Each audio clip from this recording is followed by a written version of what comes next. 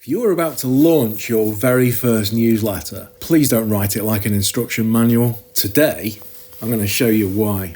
If you were around in the 1980s, you'll remember the absolute magic of the local newsagent shelves. For an 80s kid like me, fascinated by the sudden explosion of home computers, it was a formative time. But if you picked up the standard computing magazines back then, they were bit on the dry side. Even for a technical kid who eventually went on to become a software developer, reading pages of memory addresses and procedural routines, it felt a bit like homework. And then I spotted Crash magazine. It didn't lecture me on computer science. Instead, it gave me cheat codes to get further in my favourite games. It showed me hidden mystery levels that the developers had sneaked away for you to find. It gave me honest reviews so I wouldn't waste my pocket money on buying a dud. I was sold without hesitation, and I still love rereading those pages today. I'm sharing this with you because if you're a hesitant new writer getting ready to launch your very first newsletter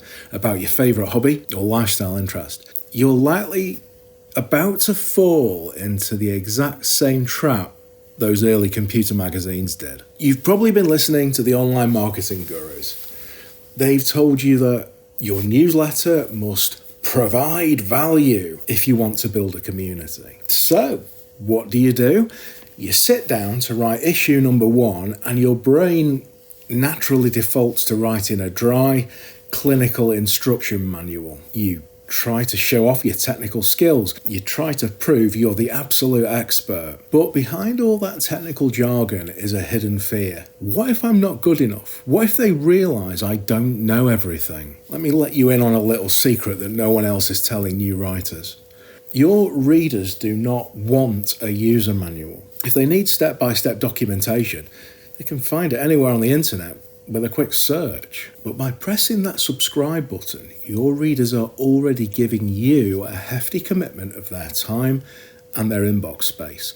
They don't want a textbook, they want you. They'd rather share a chuckle with you over a mistake you've made when you were first starting out. They want to get excited with you about a new product coming out in your niche. They want to see the hobby through your eyes.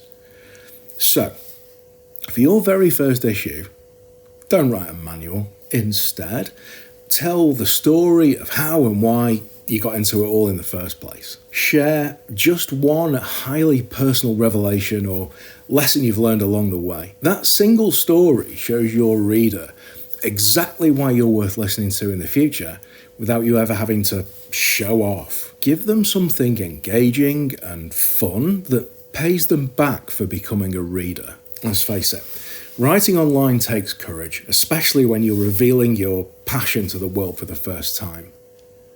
But consistency and confidence don't come from pretending to be a textbook. They come from sharing your real experiences, the highs, the lows, and the laughs about the thing you love. To help you get past that blank page anxiety and stop overthinking your first few months, I've put together something just for you. It's called the New Writer Bundle, and it's completely free. Inside, you'll find a pack of 52 ready-to-use writing prompts, enough to look after your weekly newsletter topics for a whole year. And out of all 52 prompts, only one of them mentions writing a guide or an instruction of any kind.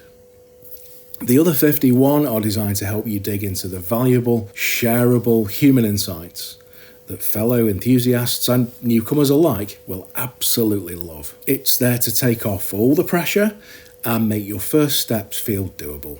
No more blank page wobbles. So, if you're ready to get started, I've left a link to the bundle down in the description below to help light the way. Look, your hobby isn't dry, so your writing shouldn't be either.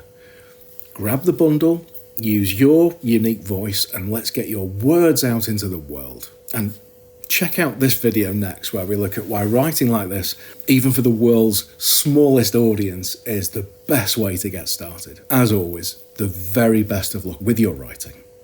Cheers.